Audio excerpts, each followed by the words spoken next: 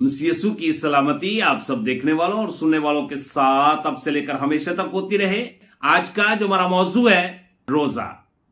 इस चैनल को जरूर सब्सक्राइब करें, फिर इसकी वीडियो को ज्यादा से ज्यादा खुद देखें, फिर अपने अजीजों कारब को, दोस्तों बाप को जरूर शेयर किया करें। तो आए कलामे मुकद्दस की तरफ तवज्जो करें।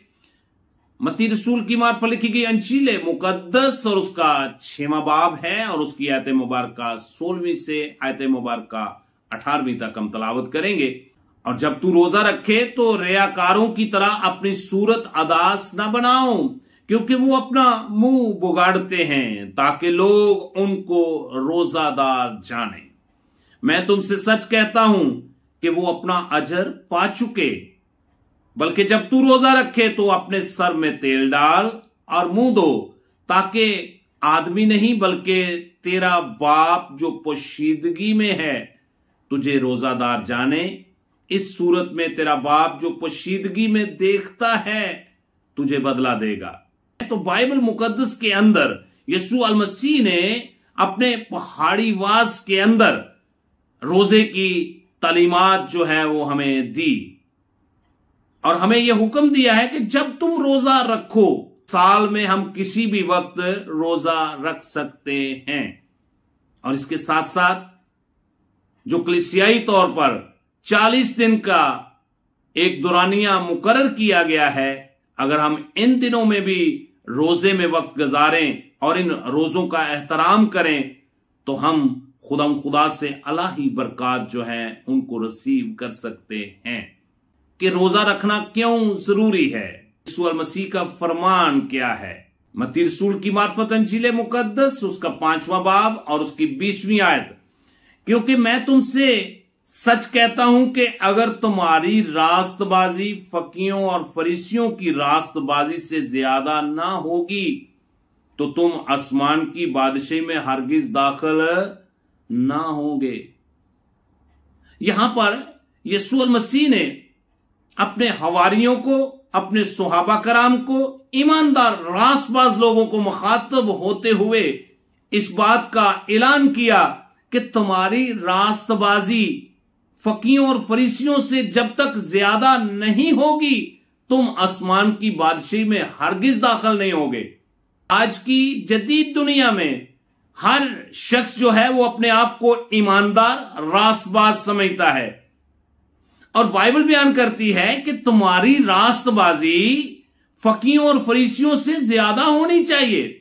अब सवाल ये पैदा होता है कि फकीयों और फरीसियों की रास्तबाजी कैसी थी। लूका तबीब की मार्फत लिखी गई अंजील मुकद्दस और उसका 18वां बाब और उसकी आयत मुबारक 11वीं और 12वीं। फरीसी खड़ा होकर अपने जी में यूं दुआ करने लगा कि ऐ खुदा, मैं तेरा शुक्र करता हूं कि बाकी आदमियों की तरह जालिम, बेइंसाफ, जनाकार या उस मसूल लेने वाले की मानंद नहीं हूं। मैं हफ्ते में 2 रोजे रखता हूं और अपनी सारी आमदनी पर दायकी देता हूं।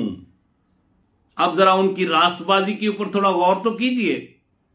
वो तो हफ्ते में 2 दिन रोजा भी रखते हैं और अपनी आमदनी पर दायकी भी देते हैं, किसी के ऊपर जुल्म नहीं करते, किसी के साथ बेइंसाफी नहीं करते और नाजायज पैसा भी अपने घर में अपने बच्चों को लाकर नहीं खिलाते।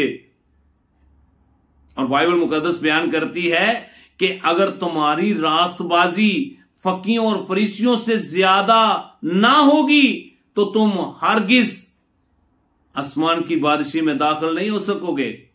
आज के ईमानदार और रास्तबाज को, आज के कलीसिया के हर फर्द बशर को इस बात के ऊपर गौर करने की जरूरत है। अगर आप चाहते हैं कि आप आसमान की बादशाही में दाखिल हों तो फिर हमें जरूरी है कि हम उन फकीयों और फरीसियों से ज्यादा रास्तबाजी की जिंदगी गुजारें। वो तो हफ्ते में 2 रोजे रखते हैं।